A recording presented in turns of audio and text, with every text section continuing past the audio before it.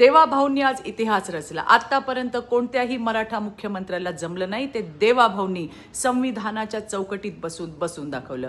मराठ्यांसाठी झटणारा नेता, मराठ्यांना न्याय देत आरक्षण देणारा नेता म्हणून इतिहासात त्यांचं नाव सुवर्ण अक्षरात लिहिलं गेलंय. मी म्हटलं होतं की मराठ्यांना आरक्षण जर कोण देईल ना तर ते राज्याचे सन्माननीय मुख्यमंत्री देवेंद्र भाऊ फडणवीस. एकीकडे आंदोलक गलिच्छ शिव्या त्यांना देत होते, पण आपले संयमी मुख्यमंत्री अगदी शांतपणे कायद्याच्या चौकटीत मराठा आरक्षणाचा तोडगा कसा निघेल याचा अभ्यास करत होते. आज पुन्हा एकदा सांगायला मला अभिमान वाटतो की माझा नेता संयमी आहे, माझा नेता सहनशील आहे, संवेदनशील आहे, माझा नेता प्रेमळ आहे, माझा नेता सर्वांचं ऐकणारा, सगळ्यांना न्याय देणारा आहे, माझा नेता सर्वांसोबत चालणारा आहे.